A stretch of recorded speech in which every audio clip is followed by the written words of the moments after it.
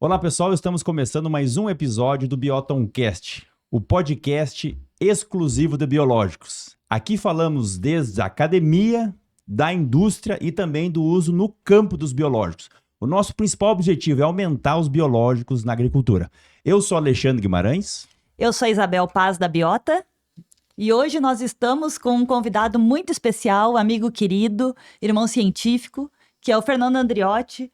O professor Fernando, ele é professor titular em microbiologia do solo aqui no Exalc. Estamos aqui em Piracicaba, pessoal, da Universidade de São Paulo. Engenheiro agrônomo e doutor em genética e melhoramento de plantas pela mesma instituição. Livre docente em biologia do solo pela Exalc USP e representa a International Society for Microbial Ecology no Brasil. E é membro afiliado à Academia Brasileira de Ciências. Fernando, prazer te receber. Muito obrigado por nos oportunizar conversar contigo hoje sobre microbiologia do solo, que é a tua grande área, né? Referência no Brasil.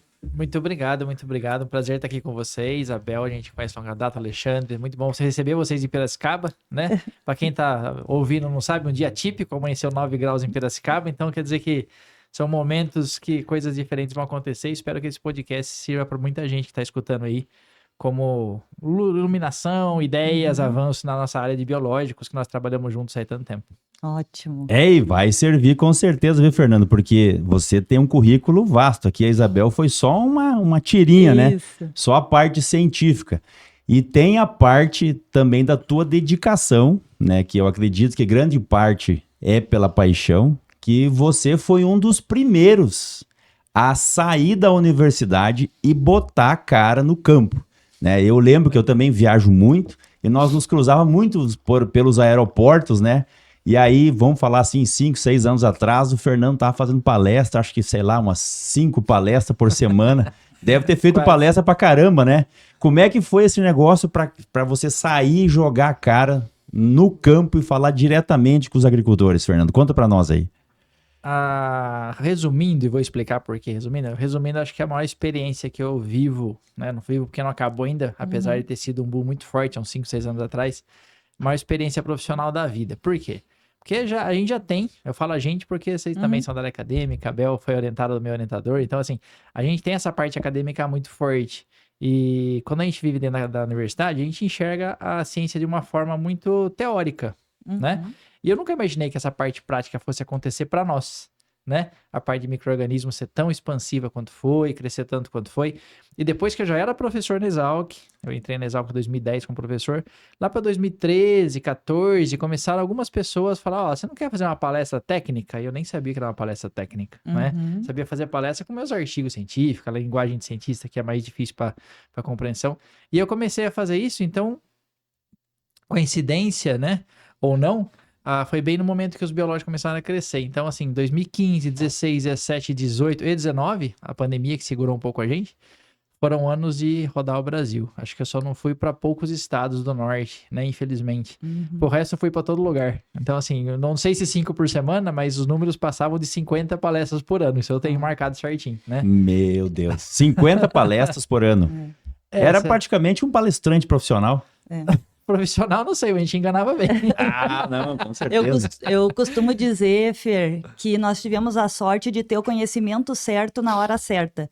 Porque nossos orientadores, como o professor João Lúcio e tantos outros, eles já sabiam que essas tecnologias biológicas funcionavam. Só que não existia um mercado ainda, né? Então, eu acho que muito importante e muito relevante esse teu trabalho, que é uma coisa que eu costumo dizer para o Ali, que nós temos um trabalho de missionário a fazer, que é que essa tecnologia seja respeitada e tratada como deve, para que realmente o produtor consiga, né, absorver e usar da melhor forma para ter a segurança que procura para a produtividade. Essa visão de que nossos orientadores todos foram muito visionários, sim, né? Na parte acadêmica sempre foi muito claro, mas talvez até não só um reconhecimento, mas um momento mercadológico oportuno. Se a gente pegar o que a gente viveu nos últimos 10 anos, parece que tudo conspirou, ou não sei se conspirou, mas assim, as coisas levaram a mostrar de forma mais clara a necessidade de olhar para essa composição biológica. Sim. Né? A gente pegar o esgotamento de tecnologias químicas, né? Resistência de pragas, que acho que foi um grande carreador do biológico, que tem suas vantagens, vai falar disso depois provavelmente. Se a gente pegar a questão de preço, estabilidade em fertilizante, a gente pegar essa questão de como é que a gente aumenta a eficiência de um processo chamado agricultura, a gente já está esgotando aquelas coisas que a gente já conhece. Então, a ampliar a visão, olhar para outros compartimentos, levou a gente a olhar para a parte de biologia de solo e de plantas, muito ligado a isso. Então, assim, não é só o conhecer teórico, mas um amadurecimento da agricultura que acho que levou a gente a olhar para isso, e aí a biologia se encaixou perfeitamente. Mas tu tá sendo modesto aí, Fernando, porque é o seguinte, ó, com certeza, sem as tuas palestras lá no início, de maneira tão intensiva, talvez nós não estivéssemos no nível que estamos hoje. Então, assim, ó, a gente tem uma gratidão muito grande pelo teu trabalho, pelo pessoal da Exalc de maneira geral, mas pelo teu trabalho de ir lá, de começar a fazer esse trabalho que nem a Isabel comentou, de missionário. E aí a gente queria aproveitar esse momento, né, de agradecimento e te dar um presente. Já ganhou a canequinha, do Biotoncast e vai ganhar também alguns mimos. Já deu a dica, né? Olha aí, agora Um vinhote para tomar com a Cris. E olha aí, mas pode Do abrir Rio agora Grande do gente, Sul. não vai ser com a Cris, vai abrir agora pra gente tomar durante o podcast. Um azeite de oliva também do Rio Grande do Sul. Olha aí, e eu gosto tanto do Sul, né? O pessoal que tá lá, sempre que eu vou pra lá, eles acham que eu sou do Sul. Olha aí, loguinho, né? É porque... E o queijo de Minas para representar, né? Porque os fundadores são gaúchos, mas a biota é mineira. E um boné para que tu tenha aí nos finais de semana, levar as crianças na praça. Pronto, vamos acabar mais cedo o podcast. Já que tá clarinho, ó. Não é só isso não, Isabel. Quando ele for avaliar os experimentos a campo, lá para não queimar a careca, aí, ó. Bonézinho. Tá aí, bonézinho, ó, bacana. Aproveita. Obrigado. Aí, Vou de coração. É lembrança, viu, Fê? Não, muito obrigado. Nossa, foi surpresa, agradeço mesmo. A gente tenta contribuir, né? Retomando o tema, a gente tenta contribuir, a gente não gosta de achar que a gente é determinante no processo, mas a gente tenta levar da melhor forma possível essa verdade, né? Ou essa visão que a gente tem. Primeira palestra que eu fiz tinha 4 pessoas. Olha só. Né? Assistindo. Olha Foi em só. Ribeirão Preto, para produtor de cana, quase não tem lá. Então tinha pouco. Tinha 4. Sim. Mas foi bom que esse ano mesmo, agora nós estamos aqui em 2026, né? Em fevereiro eu fiz um outro evento em Ribeirão Preto, tinha mais de 300 pessoas. Então olha a diferença em 10 anos o que acontece, 12 anos. Nada resiste ao trabalho, né? Muito bom. E é isso aí. Obrigado pelo presente. Não, então, aproveite com a família. E para que a gente possa também entrar para essa parte mais técnica, viu, Fernando? Então, assim, eu acredito que o controle biológico, ele foi muito intenso e sempre focado nas duas grandes áreas, que era a fitopatologia, né? Proteção as doenças, de plantas, né? E a parte da entomologia, né? Em pragas e doenças, insetos e doenças. Mas eu acho que a tua grande contribuição veio justamente para falar sobre microbiologia, né? Então, e aí o tema que a gente quer trazer para esse podcast aqui, o principal é o tema saúde do solo. Então, fala um pouquinho, pelo menos, o que é a saúde do solo, porque sem saúde nada dá certo, né? E por que nós estamos falando sobre um tema que não era conversado antes? É importante esse tema saúde do solo, tão importante que eu passei... Hoje, segunda-feira, né? Bom quando eu falo podcast falar onde a gente tá, porque o pessoal vai escutar daqui 5 anos, né? Mas eu passei sábado e domingo fazendo uma aula que eu dou no curso amanhã de abertura, que fala sobre a microbiologia no contexto de saúde do solo. Olha só, né? Deu certo, né? Eu vi na programação, ia comentar até. Não foi combinar, mas eu gastei esse final de semana um bom tempo fazendo isso. Então, se a gente olhar para isso, qual é a principal conclusão?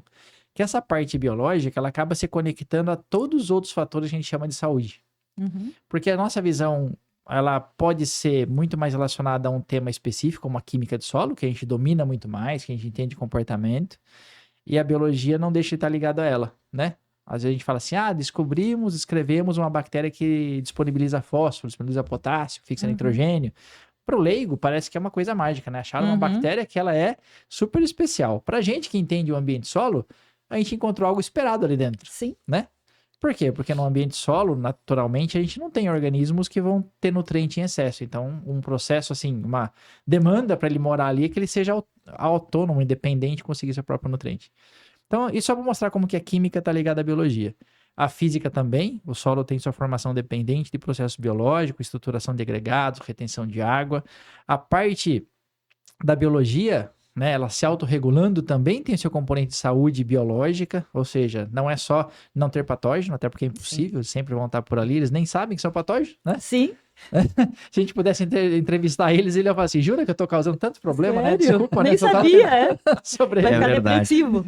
E então, se a gente pegar todas essas visões do solo que a gente possa puxar, a gente vai encontrar a microbiologia como central. E eu coroo essa ideia com o carbono, que é um tema super em alta, e que, na verdade, é o macroelemento biológico que a gente enxerga dinamizando no solo. E esse elemento carbono, a sua transformação biológica é fundamental. A gente está aprendendo muito hoje sobre tanto como que o carbono fomenta a atividade microbiana, daqueles nativos, daqueles que a gente insere, bem como que essas frações que sobram dos micro-organismos acabam sendo uma fração importante no solo. Né? Hoje a gente tem um tema que a gente está começando a estudar chamado necromassa microbiana, né? Que parecia desprezível para nós em sistemas tropicais e não é. Né? A gente tem feito umas análises que mostram tem spoiler aí. Isso aí é da palestra de amanhã? A gente nem publicou, é mais do que a palestra. Né? Olha só. A gente tá fazendo um raio-x no Brasil de alguns biomas que a gente tá vendo até 20%, 50% às vezes, do carbono estável na forma de resíduo microbiano. Uma coisa que a gente nunca imaginou encontrar em solos, né? Olha. Então a ciência tá sempre avançando, só para mostrar assim, então saúde, pra gente fechar esse tema. Essa junção de tudo, porque um solo saudável, a principal missão dele é a planta se desenvolver bem, né? E aí vou lembrar de outro grande visionário, a Primavera, que falava, né? O solo saudável, a planta saudável, o ser humano saudável. E é isso aqui que a gente enxerga o mundo afora mesmo. Que é como o One Health, né? Que o Rodrigo Mendes tem comentado muito desse movimento que está no mundo todo, né, Fernando? Perfeito. E que tudo começa num solo saudável, mas que a nossa saúde também advém disso, né? Lá da base. Perfeito, sem dúvida. Até tem trabalhos científicos que mostram que solos degradados, a proporção de patógenos humanos aumenta, né? Então, olha que número, assim, esperado, mas não tinha sido mostrado. Que eu pego sistemas mal cuidados da parte biológica, solos que estão em processo de perda de qualidade de saúde, os organismos que têm nomes que a gente não gosta, né? Os nomes daqueles possíveis patógenos humanos, eles tendem a aumentar suas frequências. Então, cuidar do solo é meio que cuidar de todo o sistema de produção de alimento e até na nossa própria saúde. E quando tu falou ali da questão da maturidade da agricultura, eu também acho que temos uma maturidade tecnológica pensando em ferramentas para que a gente possa olhar essa saúde do solo, né? Até pouco tempo atrás, a gente era muito baseada numa microbiologia clássica, vamos dizer assim, baseada em cultivo, né? Sim. Hoje a gente já tem ferramentas, né, como as análises enzimáticas, metagenômica.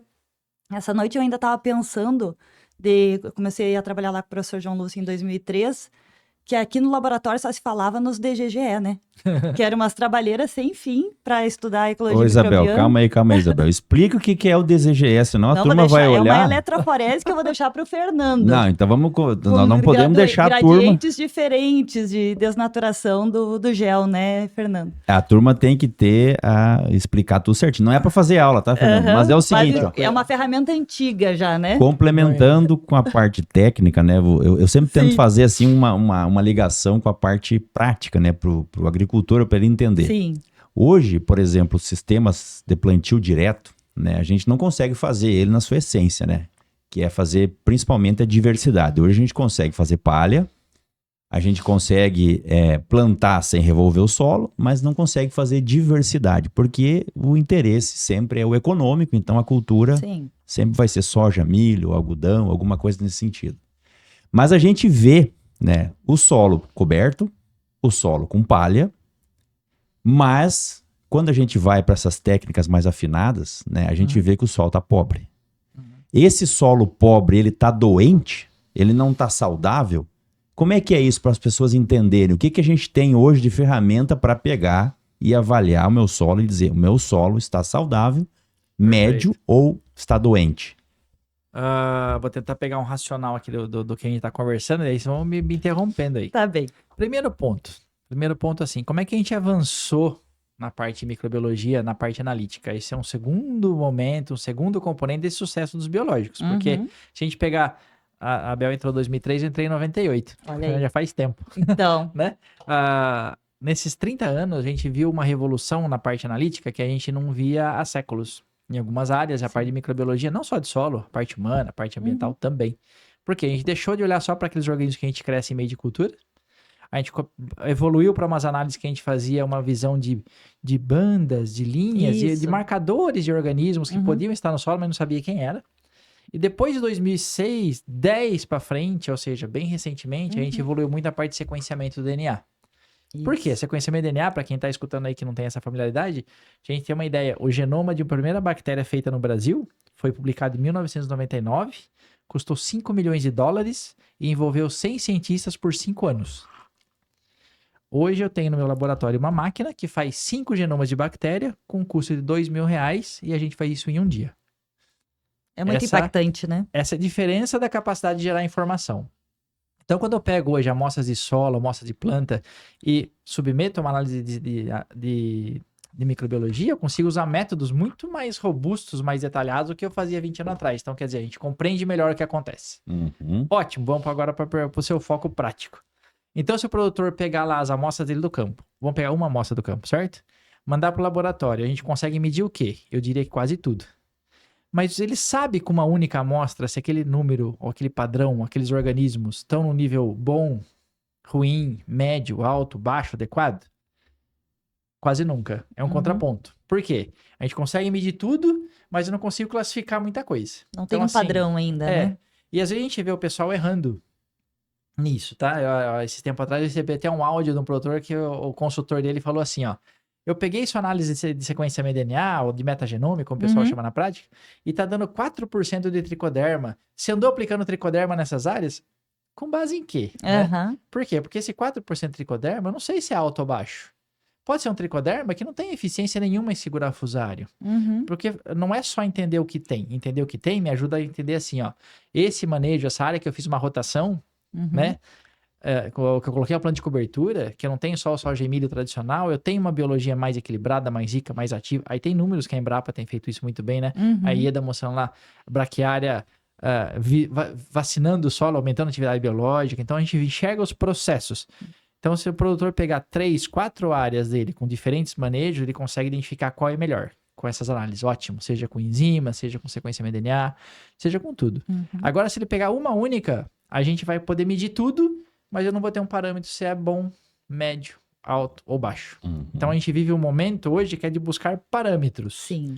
Tem várias iniciativas fazendo isso vai acontecer. Espero que quando vocês estiverem escutando esse podcast já tenha daqui a alguns anos, né? Para falar assim, olha, já aconteceu, então a gente espera ter parâmetros, mapas e quais grupos, e aí a gente vai ser melhor nisso, tá? Sim. Mas é um processo natural de aprendizado, com métodos melhores e agora buscando tabelas, parâmetros que classifiquem cada solo. Tá bom, mas vamos lá. Eu sou um agricultor, tá? Certo. Eu tô fazendo as melhores práticas possíveis, e tô colhendo bem, antes de chuva, antes de seca eu colho um pouco menos, aí eu busco fazer mais palha, eu uso ali, faço o diagnóstico físico do solo, vejo que não está compactado, uso o penetrômetro, faço análises químicas do solo, corrijo os nutrientes, mas de novo, voltando para a microbiologia do solo. O que eu tenho que fazer? O que você recomenda que seja feita? O que eu faço? Eu vou lá, coleto o solo e faço o quê? O que eu tenho que pedir para o laboratório fazer? Se eu for mandar no seu laboratório, quais são as análises que eu tenho que pedir? Eu acho que isso é uma coisa importante para todo mundo saber, mesmo não tendo os parâmetros ainda, mas eu quero conhecer pelo menos os meus números. O que eu tenho que fazer, Fernando? Olha, se a gente tem um gradiente de análises que são mais práticas, o que a gente trabalha muito? Com a parte de atividade biológica, e aí a gente entra com a atividade de enzimas relacionadas à dinâmica da matéria orgânica. Por quê? Porque ela está provada por A mais B mais C, professor doutora Ieda da Embrapa é mestre desse assunto, né? Dedicou a vida a isso, que mostra que essas enzimas são ótimos indicadores de mudança ambiental. Sim. São sensíveis, mais sensíveis do que componentes macro como matéria orgânica, e fala assim, ó, seu solo está melhorando ou está piorando, ou esse manejo é melhor do que aquele. Ah, mas eu quero saber mais. O pessoal já quer saber mais. Tá, mas daí, quais são as enzimas? O que hoje está consolidado? O que os laboratórios podem entregar para o produtor? Hoje, quando a gente pensa nessa enzima, a gente não deixa de fora a beta-glicosidase, muito relacionada com a transformação final de carbono, quando aquela palha degrada lá no finalzinho, quando tem 2 glicose, é a enzima que quebra, né? Então, quer dizer, a atividade do seu solo em dinamizar carbono.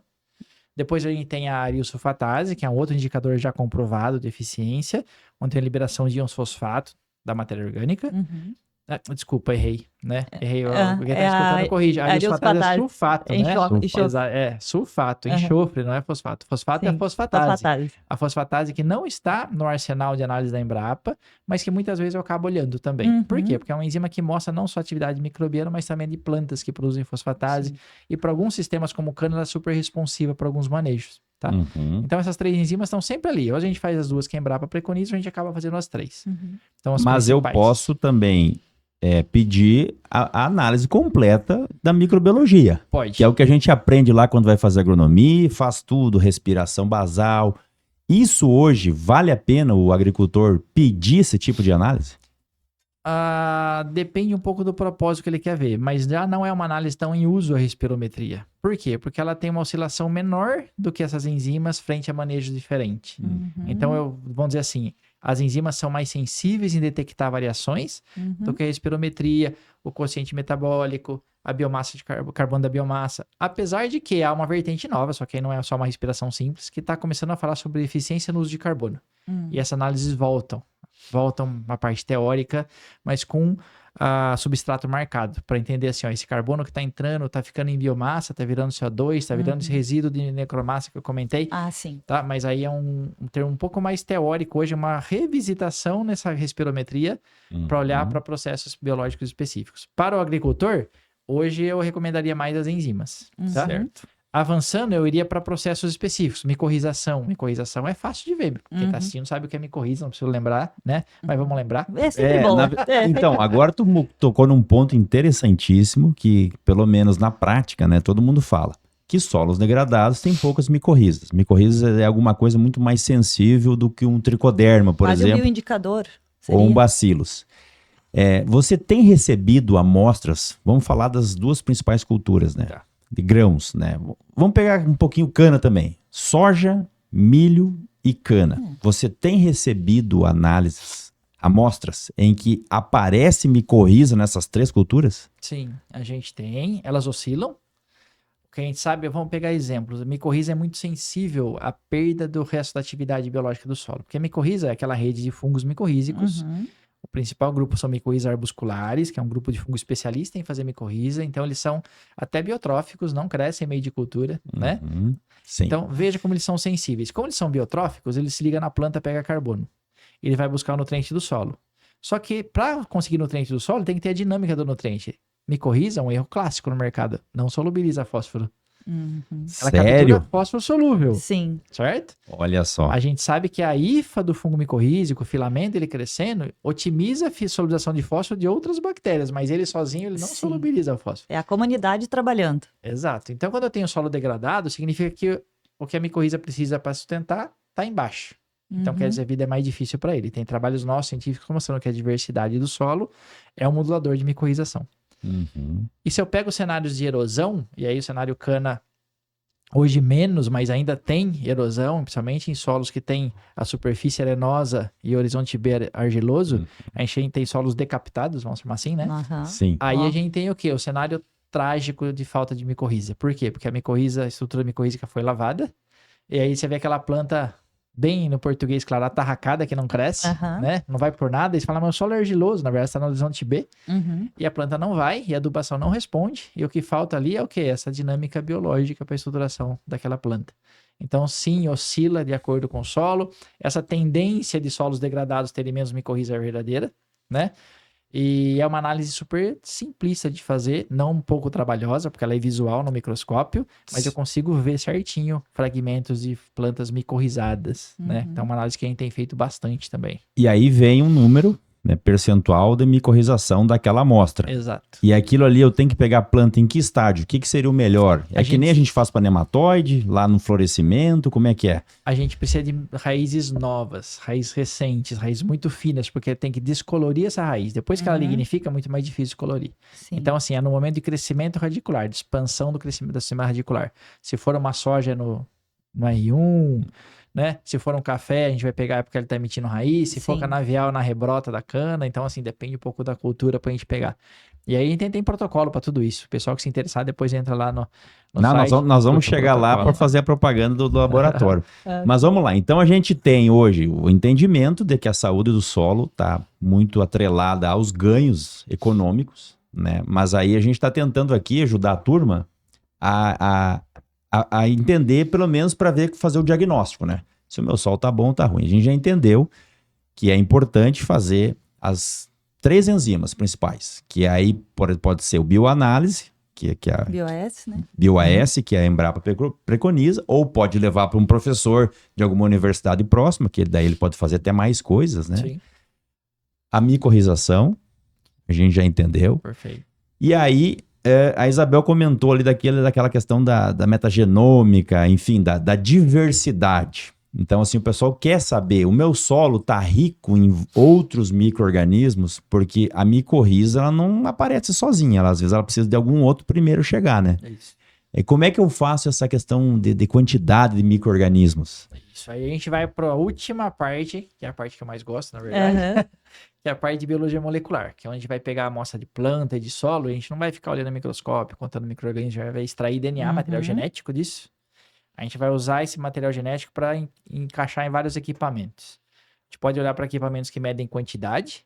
Eu vou falar quanto eu tenho de bactéria, quanto eu tenho de fungo, quanto eu tenho de fixadores de nitrogênio, quanto eu tenho de micorriza. E assim a gente consegue quantificar vários grupos por biologia molecular, chamado PCR quantitativo. Ou a gente vai para uma máquina de sequenciamento de DNA.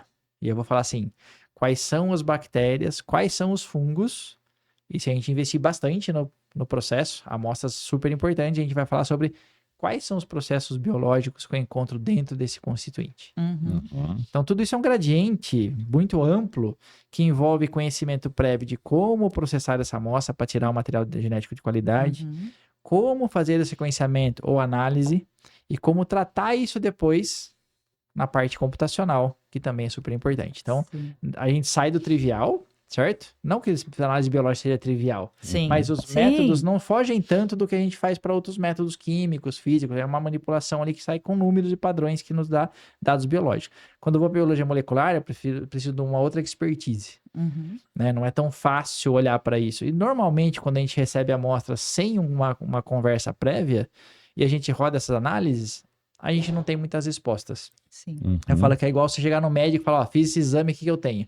Não, peraí, você tem que falar com o médico. Anamnese. Entender o que está acontecendo, criar a pergunta certa para ter uma amostragem correta, e aí esses métodos são de altíssima resolução para responder perguntas para nós. Não, maravilha. E aí esse tipo de informação que a gente recebe da bioinformática, dessa parte de biologia molecular, ela vem com identificação de micro-organismos cultiváveis e não cultiváveis. Na verdade, a gente tem uma visão sobre a comunidade microbiana, né? E até algumas funções ecológicas. Isso é o que a gente chama de microbioma, né, Fê? Que é uma coisa que é um tema, já que a gente está ajudando o pessoal aqui com conceitos, né? Nos explica um pouco o que seria o microbioma. Tá, esse nome microbioma surgiu na década de 90, mas entrou muito em uso em 2003, 2004, para se referir a isso. O microbioma, ele vai além dessa microbiologia clássica. Microbiologia é saber quem está ali. A microbiota é o conjunto de organismos. Esse microbioma já significa assim, a interação desse constituinte biológico. Para quem está aí na agricultura, olha para o solo e fala, cara, não tem nada aqui, né? Mas tem ali milhões de células por grama que estão interagindo com o solo e com a planta. Então, microbioma significa, no meu sistema, a fração microbiológica é feita com esses organismos, eles executam essas funções, e para mim é importante para isso, para isso, para isso. Vamos dar um exemplo prático.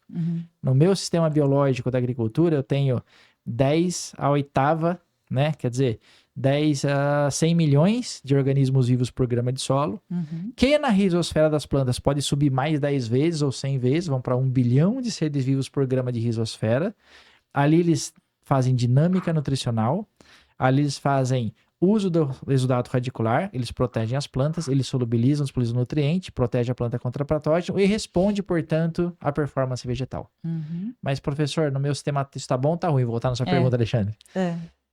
Se eu tiver um agricultor aí escutando e falar assim, eu queria ter essa visão, a minha sugestão é sempre assim, ó, pega um gradiente de 3 a 10 áreas, depende do tamanho da sua fazenda, da melhor área para pior, e faz uma análise biológica. Provavelmente, você vai encontrar uma relação direta entre qualidade da sua lavoura e o dado biológico. Por quê? Porque esse é o componente que a gente menos cuida. Provavelmente ele é o limitante hoje na sua performance na grande maioria dos casos. A não ser que seja alguém que já tem uma visão disso, que já usa sistemas de rotação, que já usa insumos biológicos, que já tem o histórico de aplicar tecnologias biológicas, mesmo sem o diagnóstico, mas de forma preventiva ou construindo um sistema novo, e aí ele vai enxergar menos disso. Mas quando a gente vai para áreas que a gente nunca usou biológicos, a gente enxerga diretamente esse processo. Olha aí que legal. Mas na verdade, assim, ó, até para a turma que está escutando, para ter esse entendimento de maneira mais clara, né? Eu acho que quando a gente começou lá atrás, né, a gente estava tentando vender a ideia de que biológicos era bom, e isso já todo mundo já comprou. Então, para a gente avançar na importância, né, desses ativos para a saúde do solo, eu preciso entender um pouquinho mais da saúde do solo. Então tá. Então eu já sei que eu preciso fazer análises microbiológicas. Então é diferente daquela análise de solo que geralmente é feita no período, por exemplo, de pós-colheita. Vamos falar na região do Cerrado, na época da seca. Então é onde é mais fácil de entrar com o equipamento para poder fazer as amostragens nas grandes áreas e assim por diante. Então ele está mandando para lá um solo seco. Perfeito. Agora, ele pode também aproveitar aquela coleta que ele vai fazer de nematóide, que é no momento da cultura. Vamos falar da soja. Ativa, né? Está ativa, a coisa está totalmente ativa. E ele vai fazer uma coleta de nematóide, porque também hoje todo mundo já sabe que um dos principais problemas são nematóides. Ele vai lá e coleta a amostra, e aí ele vai conseguir ver as enzimas, vai conseguir ver a micorrização, porque vai ter raízes novas. Como ele quer ver nematóide, ele vai ver. Só que ele tem que mandar para 2 lugares, né? O nematóide é um e a microbiologia é outra. Muitas vezes não faz tudo no mesmo lugar. E a metagenômica, né? Essa questão aí de ver todo o DNA que tem no solo e categorizar. E aí vai vir um número. Vai vir um número que a gente já está nesse consenso, que ainda não é definitivo, se vai ou não produzir bem, ou se vai ou não ganhar dinheiro ou não. Né? Mas ele vai criando um banco de dados. Isso, então, perfeito. É aí que tá o aí ele fez aquilo, e aí ele vai fazer isso uma vez a cada 3 anos, porque é algo muito trabalhoso também. Tu entrar na soja, coletar, isso não é fácil. Eu já fiz muito isso e indico, mas não é algo para fazer todo ano, né? Porque muitas vezes não tem nem operacional para fazer isso. Mas aí ele tem, e aí ele vai chegar no seguinte entendimento. Eu tenho esses números, mas minimamente eu sei, né? Por exemplo, meu grau de micorrização, aí eu vou ligar para o Fernando. Fernando, esse grau aqui, vamos falar assim, é do Mato Grosso. De todas as amostras que tu tem aí, me apareceu, por exemplo, micorrização, apareceu 5%. É alto ou é baixo? Ele vai ligar para você e vai perguntar. Outra coisa, o meu número da beta-glicosidase, da atividade enzimática ali, deu X, é alto ou é baixo? Então ele precisa falar com o pesquisador. Sim. Então isso está disponível, o agricultor pode ir lá, eu vou investir nessas análises e eu vou botar um agrônomo meu para conversar com o Fernando para que ele possa me indicar de maneira genérica ainda, porque não tem os parâmetros, mas pelo menos assim, estou no caminho certo ou estou no caminho contrário? Isso está sendo disponibilizado passo a passo. Vamos lá, né? Se a gente olhar para os trabalhos da Embrapa, a Embrapa tem tabelas para vários solos e sistemas e ela preconiza análise na época seca. Então, tá? Tem uma divergência aí, né? Tem suas vantagens e eu respeito muito a opinião da Embrapa, porque eles são muito bons nisso que faz. Falando da IEDA, que é super parceira, uma pesquisadora admirável.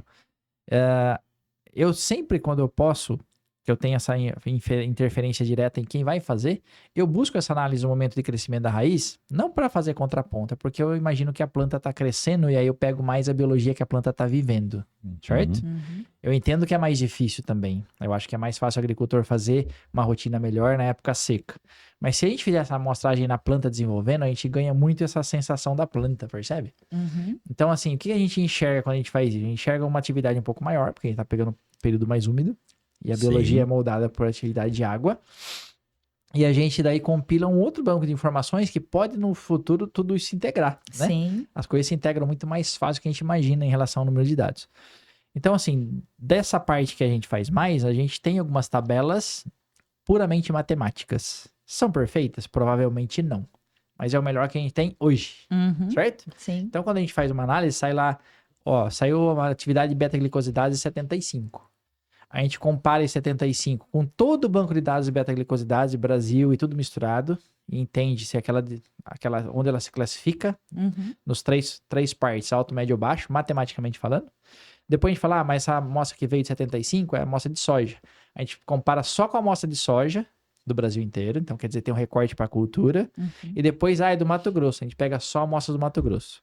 Então a gente tem 3 corzinhas no laudo lá que fala assim, ela é verde Brasil, verde soja, verde Mato Grosso. Eu tenho certeza que ela é alta? Não. Mas dentro do que eu conheço até hoje, que são mais ou menos 5.000 amostras, ela está bem classificada nesses 3 padrões. Entendeu? Então a gente está tentando evoluir, não de um jeito... são várias ideias lá na mesa hoje. Então a gente vai no futuro saber qual foi melhor. Sim. Mas olhando só para o banco de dados, de uma forma mais pura, matematicamente falando. Quando tu mostra essa preocupação da biologia que está vivendo, que a planta está vivendo, né? Então, tu está me dizendo que a planta não está só numa posição passiva. Exato. Ela e a microbiota se conversam. Como é que funciona isso? Esse é um conceito de rizosfera, né? Aí eu tenho que prestar toda a cabeça do Rodrigo Mendes, que é nosso parceiro, colega demais. Desde sempre, que é um grande contribuinte para a ciência mundial nesse tema. E o que a gente aprende é que as plantas interagem com o solo, fisicamente, todo mundo já sabe, quando vai arrancar uma planta, sabe quanto ela está aderida ao sistema. Sim. Quimicamente, porque é dali que ela tira a maior parte dos seus nutrientes, 95% ou mais, e biologicamente. E essa história começa a ficar bonita, né? Voltar um pouco para a ciência teórica, que depois a gente volta para a prática. Tá. As plantas estão no solo há 450 milhões de anos, né? Teoricamente, surgiram na água, estou falando de teoria científica. Sim. E depois migraram para o ambiente solo ou foram deixadas no solo no momento de drenagem de oceanos, etc, Transição, etc. Né? E as primeiras plantas que chegaram ao solo, o que aconteceu com elas? Elas foram devoradas, porque o solo já tinha vida. E elas foram consumidas como carbono, né?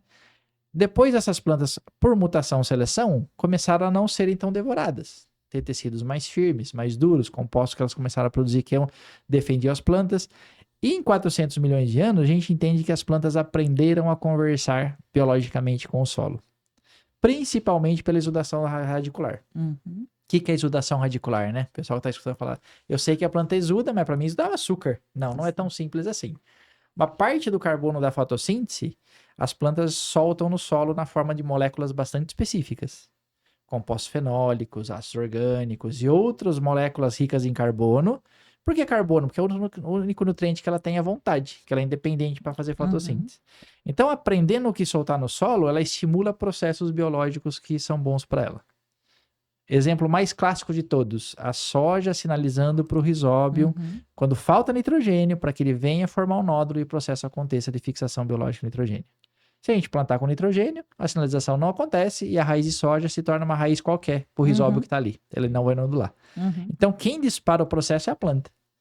Então, isso acontece para N diferentes, milhares de organismos diferentes. Então, esse ambiente rizosférico, ele é um ambiente que a planta molda o que está acontecendo. Então, olha a importância da gente medir a biologia nessa ocorrência da rizosfera. Percebe? Sim. Olha a importância de a gente olhar para o que a planta está buscando e o que ela está encontrando. Porque eu posso ter uma planta sinalizando num solo que ele é bom, biologicamente, aí os organismos respondem, ela monta o time dela muito bem, ou ela está sinalizando num sistema que ele é deficiente biologicamente. E ela não consegue montar aquele sistema que ela deseja, e essa exudação radicular vai acabar nutrindo organismos que também se alimentam dela, mas que são, por nós, classificados como patogênicos, né? Então, o balanço que acontece nesse ambiente rizosférico é fundamental para nós. Medir de forma adequada a rizosfera, entender essa dinâmica rizosfera é fundamental para que aquilo que a gente faz de manejo biológico se converta na interface com a planta. E aí a planta vai ter uma performance totalmente diferente. Percebe? Sem dúvidas que nós somos muito simplistas, né? Achar que a planta está ali sozinha, só absorvendo fósforo, potássio e nitrogênio que a gente colocou. Tem muita coisa envolvida e eu acho que esse entendimento, de maneira geral, principalmente para os mais esclarecidos, a nível de agricultor, eles já entenderam. Já entenderam. Então tá, então a gente já sabe que existe e eu preciso ter esse meu diagnóstico. Vou focar ainda nesse negócio do diagnóstico, né? Porque a gente foi lá... Tu falou que é gaúcho, tu toma chimarrão? Daqui a pouco eu tomo. Então tá. Eu tomei 3 expresso já e daqui a pouco começa... Tá de olho no vinho, né? Eu tô tomando meu mate aqui, que eu não vivo sem mate, né? Eu digo, eu nasci pra ser agrônomo, mas eu vivo pra tomar mate. Então é isso aí. Vou provar, depende da pergunta, se for difícil eu pego. Aí dá uma disfarçada pra pensar, né? Não, mas vamos lá. Aí eu estou em busca do meu diagnóstico da questão da saúde do solo. Então eu fiz um investimento, né? Botei uma turma lá para falar contigo, já tenho as análises enzimáticas, já tenho o percentual de micorrização da planta, eu tenho aí a questão da metagenômica, que daí vai me dar ali um grupo de micro-organismos, né? E aí tem que chegar numa conclusão, Fernando. Certo. Porque assim, o cara tem que ter um objetivo, né? Então vem cá. Então cheguei à conclusão de que o meu solo está saudável. Isso é possível? Ou na agricultura hoje o nosso solo nunca vai estar saudável? Por quê? Porque que nem nós comentamos lá no início, né?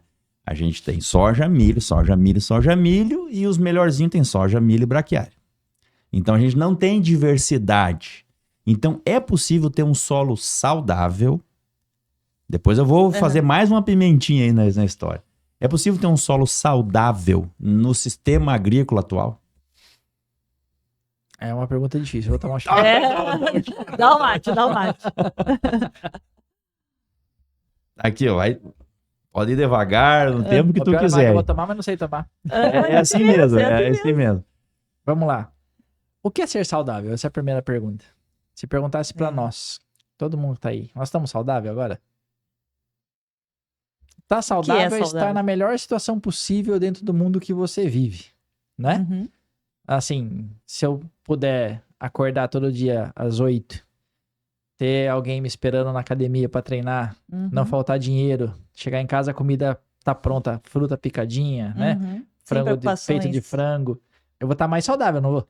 Não é bem o que a gente vive, né? Não. A gente acorda cedo, dorme tarde, faz 1 milhão de coisas. Então, dentro do meu mundo, eu tô saudável. A agricultura é mais ou menos igual. Então, sim, a agricultura é o melhor dos mundos, pensando em biologia do solo? Provavelmente não. Provavelmente não. Mas dentro da agricultura, qual é o melhor possível?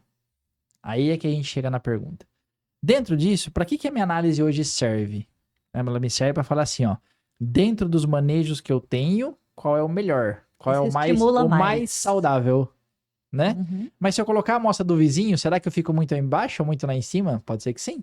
Se eu pegar amostras diárias que a gente conhece, que são poucas no Brasil, mas que tem ali um sistema de maior diversidade, lógico, às vezes em cima de um solo de maior potencial de saúde também, né? Pensando em formação de solo, tem tudo a ver com isso. Se eu pegar um solo super arenoso, é muito mais difícil criar essa saúde à luz humana, né? Nele do que um solo mais estruturado.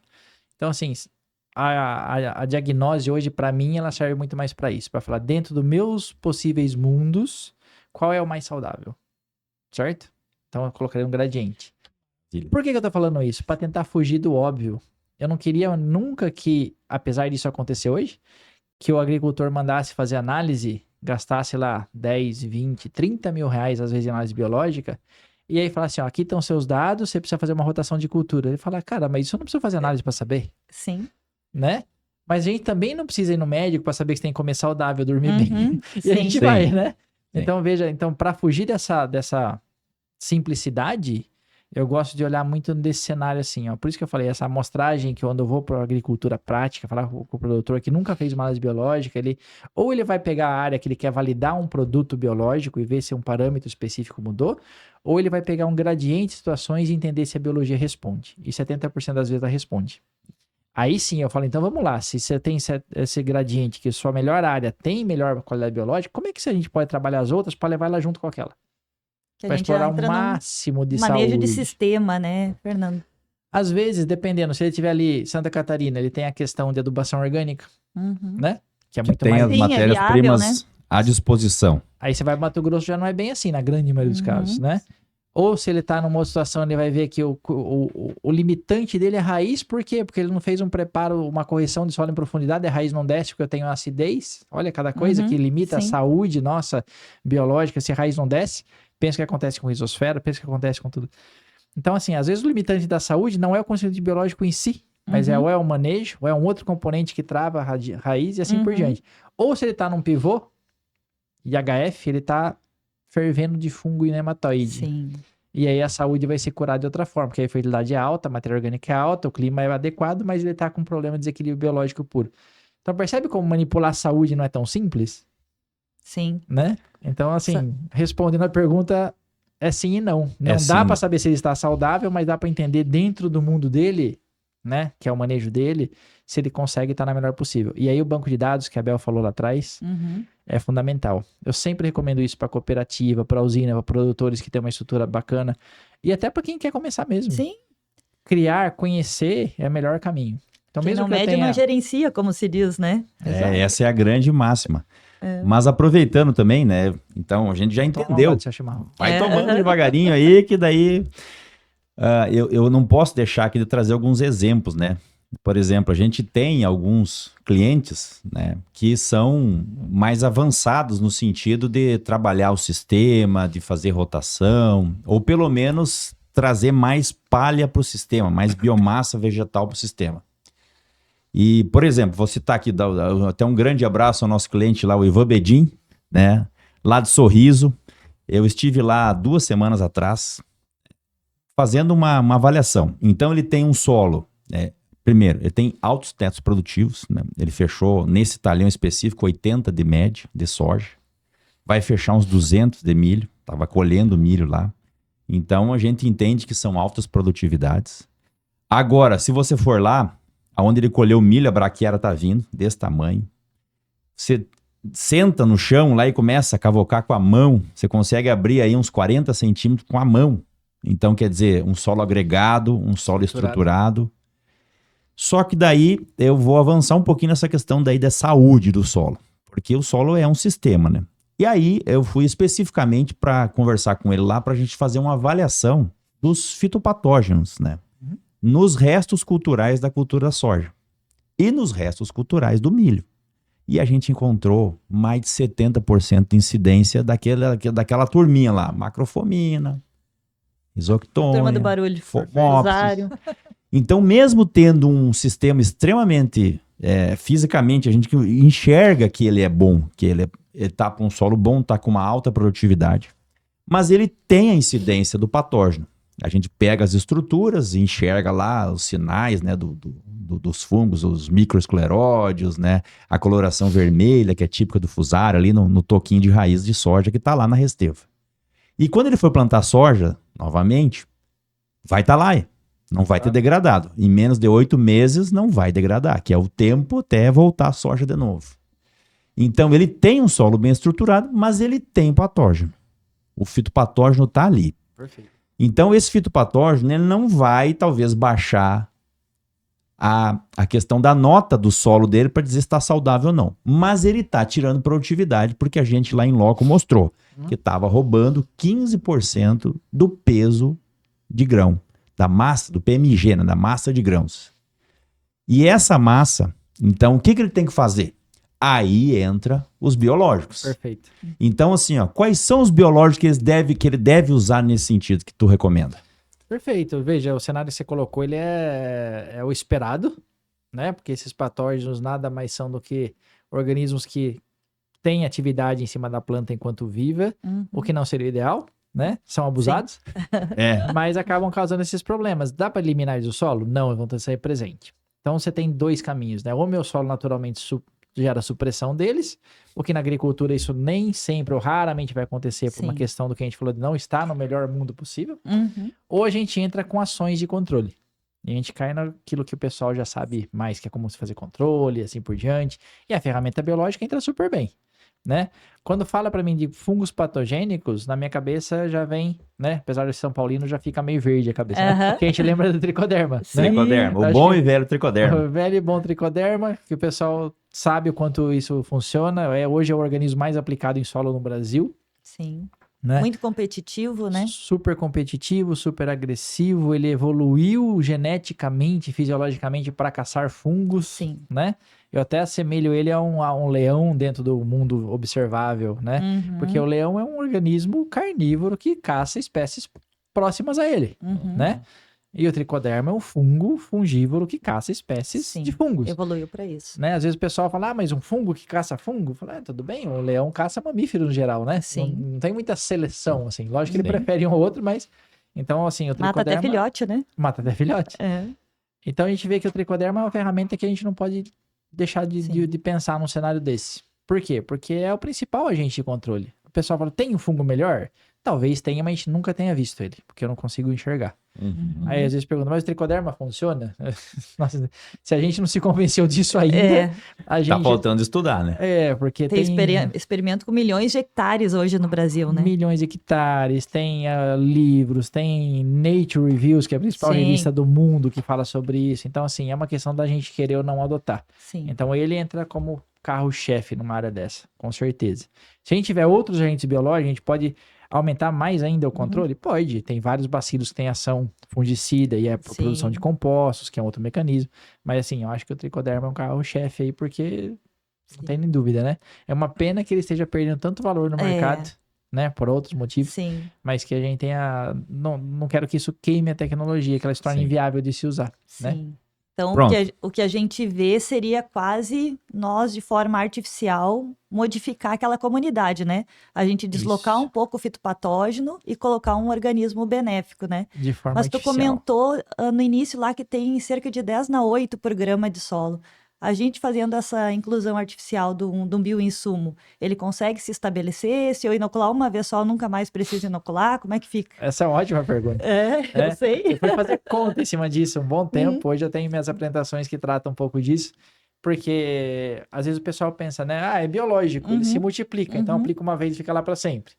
Fala, seu amigo, se o seu solo fosse bom para ele ficar lá para sempre, ele nem teria saído de lá. Você não precisava aplicar, né? Então, assim, infelizmente, o sistema de produção acaba que ele não é o melhor perfeito. Então, colocar o organismo no solo não é esperar que ele fique lá para sempre. O organismo no solo, ele entra, como ele vem muito pronto para trabalhar, ele tem um pulso de atividade. O que é um pulso? Ele tem uma fase de multiplicação. E a importância do posicionamento na aplicação, no suco de plantio, em semente, onde vai ter a comida que a planta solta, né, onde vai ter essa decomposição da matéria orgânica causada pelo revolvimento de plantio, assim por diante, mesmo que mínimo. Então é um momento que você tem um boom daquele organismo trabalhando.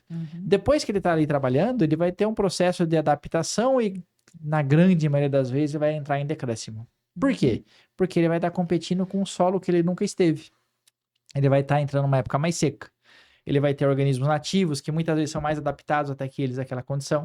Então, depois desse pulso de atividade, ele tende a diminuir. Então, assim, eu espero a atividade aparecer, e quem me mostra isso é a planta, um grande sensor de saúde. E depois eu espero que esse organismo vai diminuir muito até sumir do sistema, né? E a quantidade que a gente aplica, você falou que tem 10/8 na média lá, a gente aplica menos de 1% disso. É o suficiente para causar o efeito desejado, sem desequilibrar a minha biomassa, que você também não quer que fique só tricoderma no seu solo, senão não vai funcionar, né? E com um efeito benéfico para a planta. Então, a pesquisa todas as empresas de bioinsumos levou a dosagens e concentrações que meio que chegam nesse limiar, onde eu tenho efeito sem o dano colateral sendo causado. Não, maravilha. Então, veja bem, tricoderma consolidado, carimbado. Pronto. Perfeito. É um ativo para a saúde do meu solo e também para aumentar minha produtividade. Mas não é só o tricoderma, né? Não. Então a gente tem que também falar do parceiro dele, que sempre tá junto, que nem eu e a Isabel, somos a dupla aqui, o arroz e feijão, né? Sempre o pessoal brinca. Né? Então tem um grande parceiro do tricoderma, que são os bacilos, né? Sim. Então, um dos ativos mais rústicos, que tem mais produto no mercado. Muito flexível, né? Flexível. Pensando em mecanismos de ação. E ele também, assim, dentre as diferentes espécies de bacilos que a gente tem, que é algo gigantesco, eles implementam muitas funções no solo, que não somente estão relacionadas, por exemplo, a controlar doença ou controlar nematóide. Eu tenho que citar um exemplo aqui de um grande cliente nosso, seu Silvio Júnior Castro Cunha, lá da região de Campo Florido, no Triângulo Mineiro, né? Nós já trabalhamos há muitos anos juntos. Ele e toda a equipe dele, o Douglas, o seu Antônio, eles sempre tiveram, desde quando a gente conhece, que faz mais de 10 anos, a ideia de que tinha que usar um monte de biológico. Então a gente já falou do tricoderma, já falou do bacilo, mas eles queriam usar mais coisas. Então todo dia ele me pergunta, ele me chama lá de Gaúcho. Ô Gaúcho, o que mais que tem novo aí, Gaúcho? E eles vêm fazendo isso há muitos anos. E, por exemplo, Fernando, eles tinham um problema seríssimo de coletótrico. Murcha de coletótrico, que agora hoje já tem um conceito, um entendimento maior, que é uma síndrome da murcha, da cana-de-açúcar. Hoje, com essa prática de uso de vários biológicos, e ele usa mais de 28 ativos de biológico, hoje ele não tem mais problema. Hoje ele já saiu, por exemplo, da adubação química para compostagem, enriquecida com o químico, e utilizando 60% do fósforo na recomendação para a produtividade esperada, com base em pó de rochas ou fosfatos naturais. Perfeito. Então, assim, quais são os outros ativos biológicos que estão dando sucesso para ele? Tu consegue falar aí pelo teu conhecimento já? Vamos falar primeiro do Bacillus, depois eu vou chegar na história do... Bacillus é uma estrutura... Bacillus e agora tem outros gêneros que brotaram de Bacillus, como o Priestia, que está aparecendo. Mais 16 gêneros, né? Isso tudo compõe uma estrutura biológica muito adequada para a gente. Se a gente tivesse que desenhar um micro-organismo para inserir nele funções e depois produzir industrialmente, distribuir Brasil afora e aplicar de forma eficiente... É uma joia, né? A gente desenharia o Bacillus, né? Exato. Então, assim, dentro da biodiversidade que a gente tem, esse organismo parece que ele foi feito para isso. Primeiro que ele é cultivado, né? Não falei isso lá atrás, mas 2% a 5% total que tem no solo é cultivado só. Então, achar um cultivado que faz o que tudo pode fazer dentro de Bacillus é um mérito. Segundo, que ele tem uma estrutura chamada endósporo, que pra gente vale ouro. Por quê? Porque a partir do momento que eu produzo em escala industrial e coloco na forma endósporo, ele me dá estabilidade, logística e compatibilidade de aplicação. E terceiro, que industrialmente ele cresce rápido. Não demora 2 semanas para crescer. Sim. Então ele é viável economicamente de se produzir. Se fosse 2 semanas, ficava muito caro. Vocês sabem melhor que eu, né? Sim. Então, veja, essas 3 características fazem do Bacillus um carro-chefe. Então não é estranho ter um monte de Bacillus no mercado. Tá, mas Bacillus e seus outros 16 gêneros são uma grande biodiversidade. Então eu consigo encontrar dentro desse grupo alguns que produzem moléculas contra fungos, alguns que produzem moléculas que intoxicam insetos, são os BTs, super famosos, né? Alguns que solubilizam fósforo, a maioria dos primeiros solubilizadores vieram desse grupo. E assim por diante. Eu nem lembro o resto, mas tem um monte. Tem Bacillus fixa nitrogênio, tem Bacillus que libera potássio de rocha potássica, tem Bacillus que induz enraizamento, produz sideróforo, aumenta a competição por ferro na rizosfera. Então, assim, o que a pesquisa tem feito é identificado bactérias que produzem o que a gente quer. Só que quando a gente seleciona lá 200 espécies e começa a fazer a próxima etapa, que é industrial, compatibilidade, shelf life, aplicação, a gente acaba sempre filtrando nesse grupo de bacilos. Então, o bom e velhos bacilão. Eu sempre brinco, né? O bacilão. É uma das primeiras bactérias estudadas no mundo, né? Era Pseudomonas e bacilos, né? Se a gente pegar o nome, né? São os primeiros grupos de micro-organismos estudados, de bactérias estudadas no passado. Mas então veja que é um grupo estratégico, não precisa me assustar, todo mundo vem de bacilos porque, sei lá, tá a mesma coisa. Não é a mesma coisa, é tudo diferente, né? Ou a espécie é diferente, a linhagem é diferente. Então esse é um ponto. Depois, indo pro caso do seu parceiro, seu cliente, né? Todos esses biológicos podem se somar? Podem. Posso aplicar indefinidamente? Talvez não. Né? Indefinidamente é assim, litros e litros por hectare por semana. Talvez não. Por quê? Porque daí eu vou estar tendo uma sobrecarga. Mas se eles forem complementares, quer dizer, tem funções diferentes, ou até às vezes sobreposição de funções para organismos com fisiologia diferente. Imagina que eu tenho um bacillus que gosta muito de 20 graus e outro gosta de 30. Estou sendo didático aqui, tá, pessoal? Não é tão fácil assim. Se eu tiver a aplicação de 2, 3 ou 5, eu vou aumentar essa diversidade para a função que eu quero e eles vão estar trabalhando em momentos diferentes, um mais próximo da raiz, o outro não gosta de raiz e assim por diante. Então, aumentar a diversidade de uma função também é benéfico. Então, acho que sim, esses organismos estão ajudando. Em cima de tudo isso, provavelmente ele trabalha com fixadores de nitrogênio, provavelmente ele trabalha com nematicidas biológicos, a gente não falou disso, mas é um grande papel aqui. Acho que o nematicida biológico foi outro alavancador de tecnologias biológicas, porque eles funcionam muito bem. Hoje o mercado é mais de 90% deles. Né? Então a gente tem várias funções muito bem estabelecidas, e aí olhar para isso e combinar, né? E observar no seu momento o que mais aparece, o que mais é problema. A gente acaba pegando problemas que a gente nem sabe a causa, como a murcha de cana. Ninguém sabe direito o que causa, mas por ser um processo biológico, seguindo os princípios da supressão e do antagonismo, a gente acaba segurando sem saber que está fazendo isso, né? Então é isso aí. Eu acredito que todo mundo que está aqui acompanhando esse bate-papo está tendo pelo menos uma formação do entendimento do que é a saúde do solo e também a importância desses ativos biológicos para a saúde do solo, que vai, consequentemente, ser um componente para produzir mais ou não.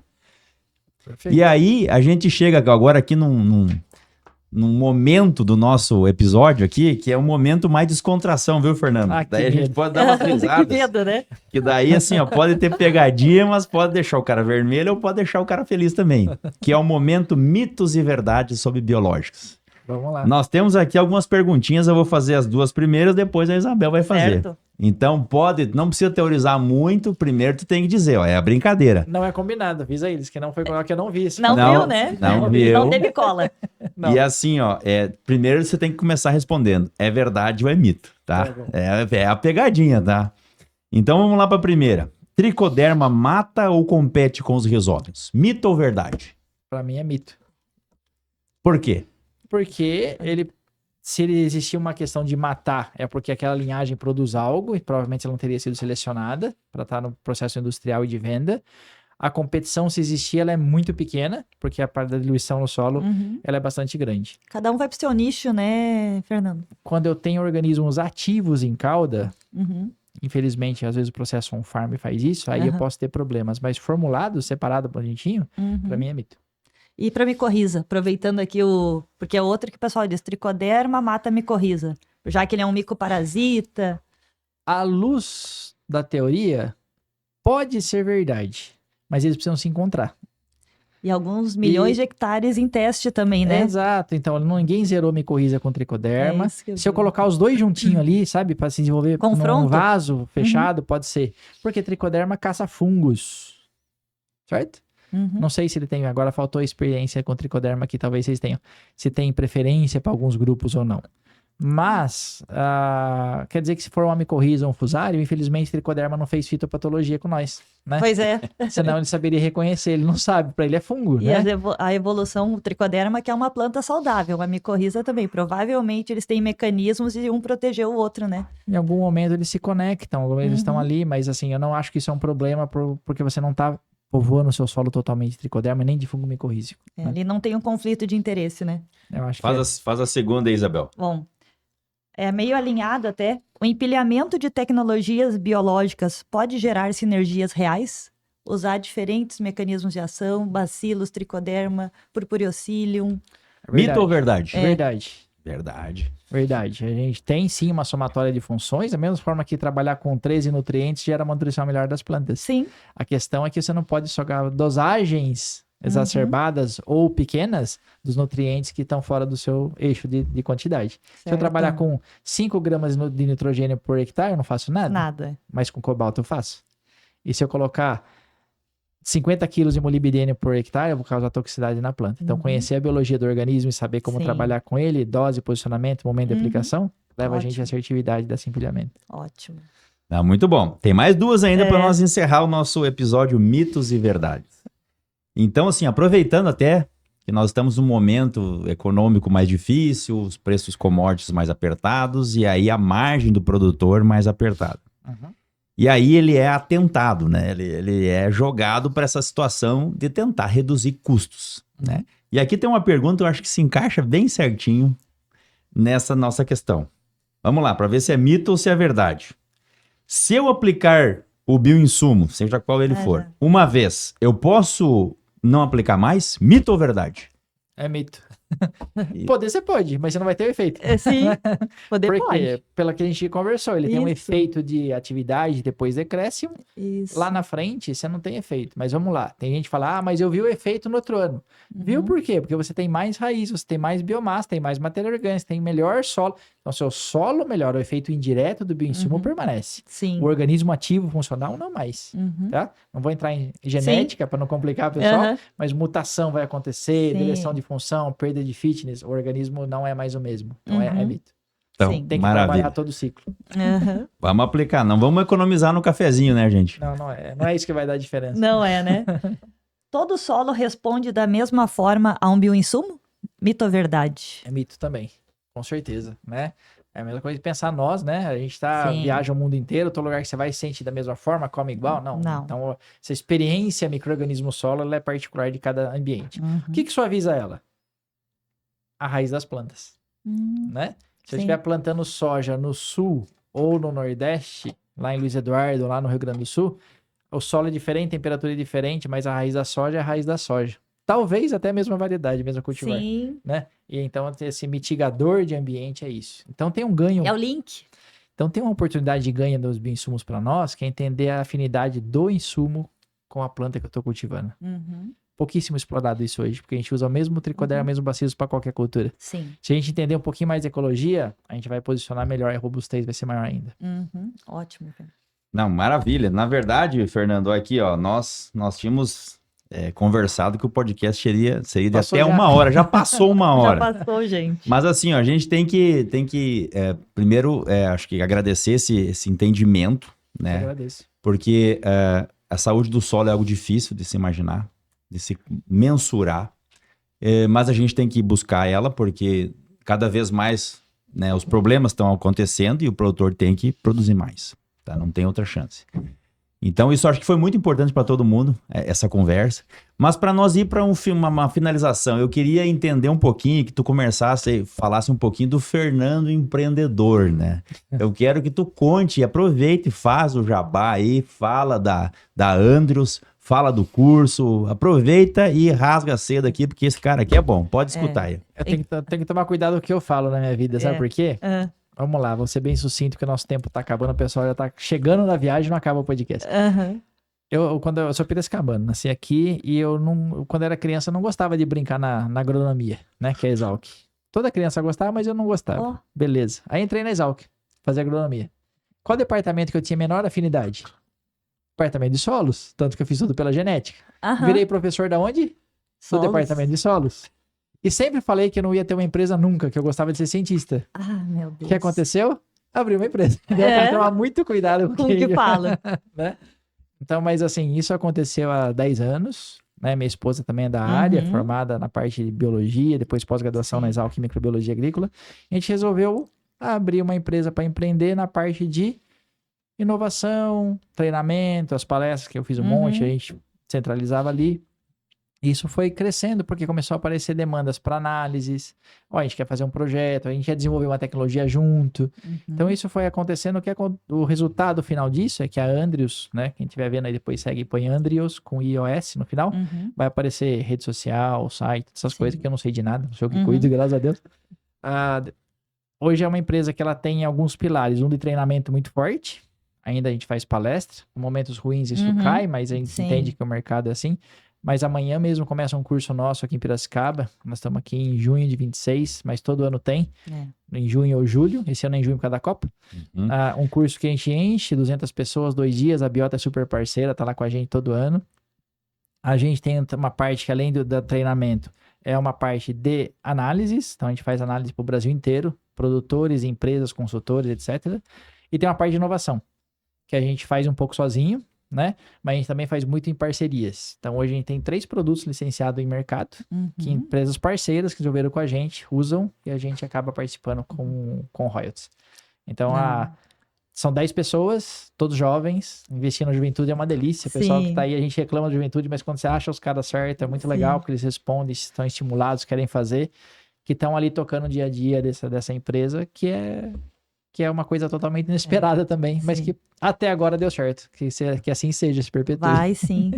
E pessoal, o Fernando sempre muito modesto, muito humilde, né? Fica aqui a dica para que participem desse curso de microbiologia do solo que acontece anualmente, porque o nível que são trabalhados os temas é muito acima do padrão do que a gente tem nos cursos aqui em nível nacional. Vem pesquisadores de fora do Brasil, os melhores do Brasil, sempre trabalhando na linha da fronteira do conhecimento, né, Fê? Eu acho que é uma coisa que a gente sempre recebe informação muito diferente quando vai. Eu já tô de olho. Amanhã tem um de compostos voláteis, que eu sou apaixonada por voláteis. É da Holanda, a pesquisadora que vem, né? É uma brasileira que tá lá 15 anos que vem falar pra gente. Então, vale a pena investir no curso da Andrius, porque sobe a régua. A nossa ideia é exatamente essa. Mostrar que aquilo que a gente já viu de biológicos, que já não é pouco, é o começo da história. Porque quando a gente olha para tudo que a gente ou sabe, mas não aplica, ou nem sabe, é muito mais. Tem mais de 90% para ser feito pela frente aí, e aí é fundamental essas parcerias. Aproveitar para agradecer vocês que estão sempre junto com a gente lá no curso, viabilizando a ocorrência dele. Somos parceiros, viu, Fernando? E também, a Isabel fez propaganda do curso, eu vou fazer propaganda do laboratório. Então, a gente já é parceiro também há muitos anos, a gente manda muita análise para vocês. Serviço de primeira qualidade e a um preço, acho que justo, compatível e é um setor, né, dessas análises, é um setor muito carente no Brasil, porque eu ando bastante e as pessoas perguntam, onde é que eu mando analisar? Porque às vezes tem laboratório que não é capacitado, faz uma análise, gera um laudo errôneo e aí não dá certo. Então, assim, ó, vai na fonte que a Andres pode contribuir aí para esse elemento. Bom, gente, então assim, ó, a gente conversou bastante. Eu acho que foi algo muito interessante. Tem vários insights que todo mundo nesses podcasts pode escutar e pode trabalhar. Sim. A gente agradece demais a tua disponibilidade, viu, Fernando? Sempre tá junto. Sempre tá junto. E aí a gente deixa aqui esse momento aí para te fazer um encerramento, alguma coisa que você queira comentar, algum insight ou alguma dica para os jovens. Fica à vontade aí. Dá para pensar em várias coisas, né? Mas acho que é um ponto importante. Primeiro, agradecer. Prazer, né? Por mim, ficar mais horas aqui, mas o pessoal não vai conseguir escutar. Agradecer vocês, a Biota, né? Muito bacana ver o sucesso de vocês também aí, Brasil afora. Acho que de todos os pontos que eu poderia falar, acho que você colocou é importante. Falar um pouquinho com os estudantes que às vezes usam esse podcast para aprender um pouquinho, né? Esse é um tema que demanda muita gente. Demanda muita expertise, massa crítica. E a gente tá vendo ela se formar, né? As primeiras empresas que eu tive interações, acho que vocês passaram pelas coisas no começo da história, você não achava ninguém que trabalhava nisso. Porque o pessoal da linha de biotecnologia, né? Sim. Que era mais próximo, acaba indo para a área farmacêutica, etc. Então, agronomia, biologia purista... O aluno que tem afinidade para isso, invista, porque a chance de dar certo ela é gigante. Sim. Acho que é importante, né? Então, esse é um ponto chave. Tem alguém que fala, que bom que falou isso, eu achei que era só para produtor. Não, para mim que sou estudante também. E o outro é, de novo, reforçar. A gente está no começo de uma história de muita coisa para acontecer. Apesar do momento desse ano e último ano ter feito uma curvinha, uma flexionada para baixo, não é devido à robustez da tecnologia, é devido ao momento de mercado. Né? A gente não teve tempo de falar disso, mas um momento de mercado difícil, N fatores interferindo no sucesso da agricultura e financeiro falando, e acaba refletindo em todos os setores, e aí esses ajustes acontecem, mas que tem inovação em linha, que tem coisa para acontecer e que essas tecnologias vão se perpetuar, eu não tenho mais dúvida. Né? Então, essa atenção só para a gente ver o que vem pela frente, aí falando produtor, porque muita coisa vai acontecer e ficar atento vale a pena. Tá? Obrigado pessoal que está assistindo, obrigado vocês, um prazer estar aqui. A equipe da produção toda. Então é isso aí, pessoal, muito obrigado por vocês estarem conosco nesse momento e até o próximo episódio do Biota Oncast. Abração!